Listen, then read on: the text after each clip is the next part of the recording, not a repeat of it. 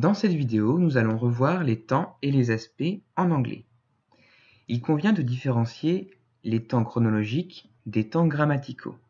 Pour un français comme pour un anglais, il existe un passé, un présent et un futur. Cependant, ces derniers ne seront pas exprimés de la même manière dans la grammaire française et dans la grammaire anglophone. En anglais, il existe uniquement deux temps, le premier et le présent. Il sert à énoncer des faits qui correspondent à la situation présente. Par exemple, This stick figure looks like a person with a skirt.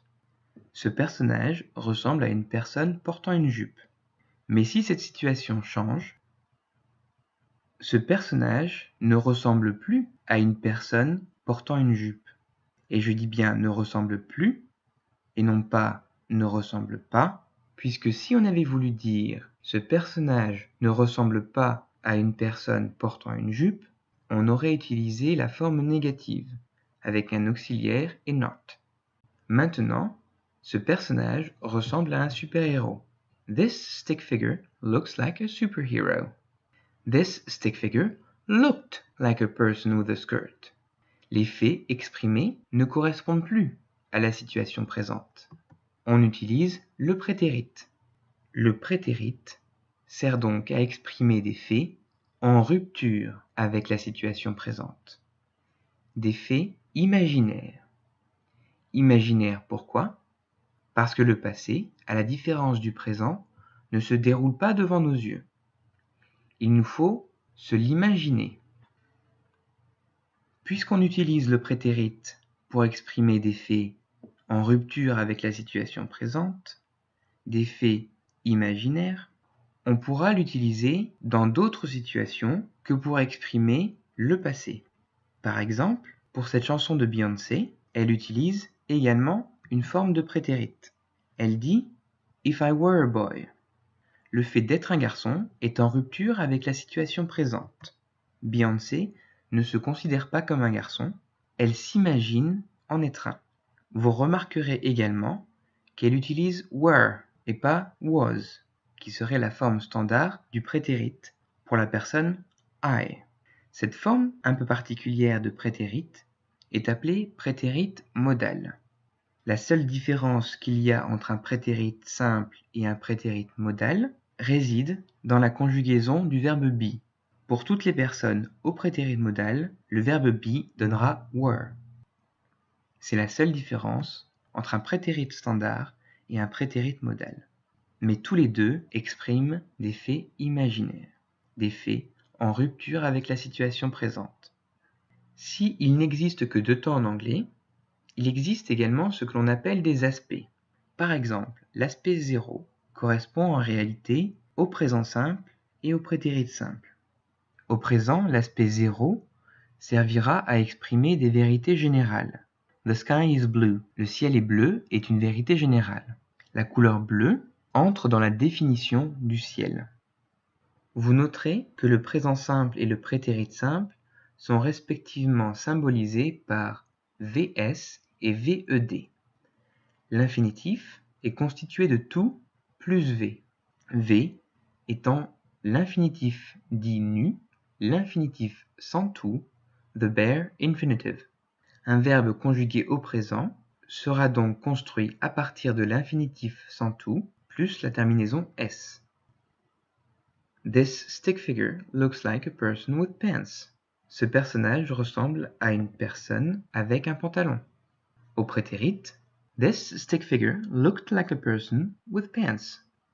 Looked est construit à partir de l'infinitif sans tout, look, plus la terminaison ed, looked. L'aspect continu est quant à lui construit à partir de l'auxiliaire be, au présent ou au prétérit, suivi de VING. Mais à quoi sert-il ? Prenons un exemple. À la droite de votre écran vient d'apparaître une fontaine à eau. Cette fontaine à eau permet une activité, l'activité de boire de l'eau à la fontaine. Une personne peut entrer dans cette activité. Une fois entré dans l'activité, on dira « This person is drinking ». Cependant, cette activité n'entre pas dans la définition du personnage. Ce n'est pas une vérité générale. Ce personnage peut très bien arrêter. Cette activité a une durée, mais elle n'est pas envisagée dans sa globalité. Quand je dis « This stick figure is drinking », je n'envisage pas le début ni la fin de l'activité. En fait, on comprendra que cette activité est en cours. Si on considère l'action de boire de l'eau dans son ensemble comme terminée, on dira « The stick figure drank ». On peut considérer aussi l'activité comme en cours dans le passé. The stick figure was drinking.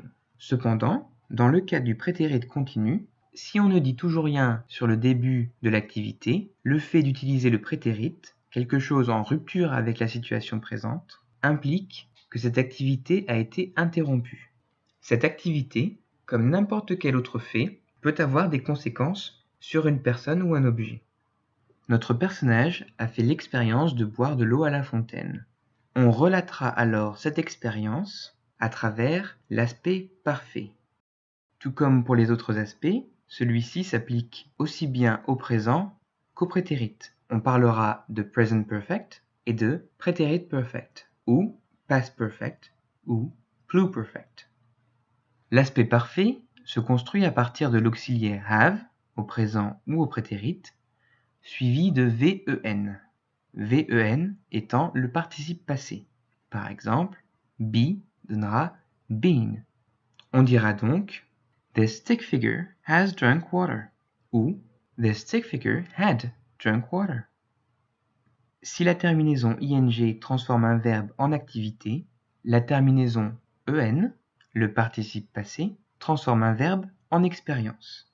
On utilise l'auxiliaire have pour dire que cette expérience fait maintenant partie des bagages du sujet. Évidemment, on peut mixer l'aspect parfait et l'aspect continu. On parlera alors du present perfect continuous ou du prétérit past ou pluperfect continuous. This stick figure has been drinking. Il a fait l'expérience de l'activité de boire. Si l'on cherche maintenant à placer ces temps et ces aspects sur une ligne chronologique, le présent est ponctuel et toujours en mouvement. C'est la réalité, c'est le point de vue d'où l'on parle. Derrière lui se situe le passé, devant lui se situe le futur. Au présent, this stick figure looks like a person with pants. Ce personnage ressemble à une personne avec un pantalon. L'aspect continu, quant à lui, pourra être représenté par une bulle. Le sujet se retrouve au cœur d'une activité, l'activité ressemblée. Looking like. It is looking like a person with pants. Cette activité dure dans le temps. Elle a certainement commencé avant le moment présent et se poursuivra peut-être dans le futur. Comme on l'a vu, le prétérit simple peut quant à lui exprimer des événements passés. It looked like a superhero. It looked like a person with a skirt. Cependant, il nous est impossible de dire si un événement est arrivé avant un autre. Le prétérit continu, It was looking like a superhero, comme le présent continu, place le sujet au cœur d'une activité. Toutefois, cette activité étant passée, on sait que celle-ci s'est terminée. Dans It was looking like a superhero, on sous-entend que cette activité a été interrompue. Cependant, si deux événements sont exprimés avec un prétérit simple ou avec un prétérit continu, il nous est impossible de les placer chronologiquement les uns par rapport aux autres. Il nous manque des informations. Ces informations peuvent être exprimées à travers l'aspect parfait. It had looked like a person with a skirt, but yesterday it was looking like a superhero. Ici, le prétérit parfait nous indique que l'action s'est déroulée avant l'action exprimée au prétérit. De même, le present perfect, it has looked like a superhero, nous indique que l'action s'est déroulée avant une action présente. It is looking like a person with pants, exprimé par exemple avec un présent continu. Ainsi, on utilisera le present perfect ou le pluperfect pour faire un bilan ou relater des expériences passées.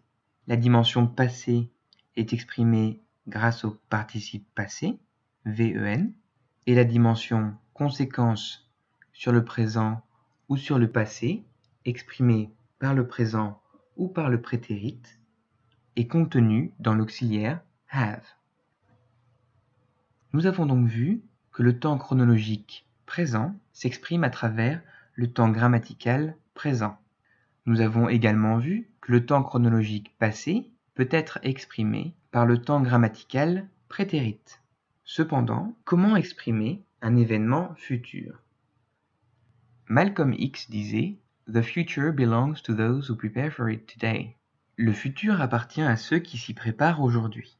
En anglais, le futur étant continuellement en mouvement, on ne peut en parler qu'à partir du temps présent. On utilisera donc différentes constructions au présent, en fonction du futur que l'on souhaite exprimer. Par exemple, pour exprimer un futur planifié, on utilisera l'aspect 0, auquel on ajoutera obligatoirement un adverbe de temps. Par exemple, class starts at 8 tomorrow morning. La classe commencera à 8 heures demain matin. C'est un fait qui correspond à la situation présente, réelle, effective, puisque ce futur est planifié, programmé. Le fait de commencer à 8 heures entre dans la définition de the class of tomorrow morning, la classe de demain. Pour exprimer l'intention du sujet à faire quelque chose dans le futur, on utilisera l'aspect continu, be au présent, plus VING, auquel on ajoutera également un adverbe de temps. Par exemple, tomorrow, I'm taking the bus to school. Demain, je prendrai le bus pour aller à l'école. J'ai l'intention de prendre le bus pour aller à l'école. Pour exprimer un futur certain, un futur qui a 100% de chances de se produire, on utilisera un modal, will, également au présent. Les modaux se placent à la gauche de la base verbale. Les modaux peuvent exprimer une probabilité. Will exprime une probabilité de 100%. L'adverbe de temps est ici superflu. Par exemple, You will be evaluated later this week. Pour comprendre que le fait d'évaluer se déroulera dans le futur, l'adverbe later on this week est optionnel. Enfin, pour exprimer un futur qui est déjà en marche, on utilisera la construction be plus going to plus base verbale.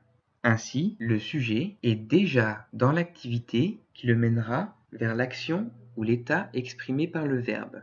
Ici, l'adverbe de temps est également optionnel. Par exemple, You are going to be fluent in English in no time. Vous allez parler couramment anglais dans peu de temps. Dans You are going to be fluent in English, on comprend que l'action be fluent, être bilingue ou parler couramment est déjà en marche et se produira dans le futur.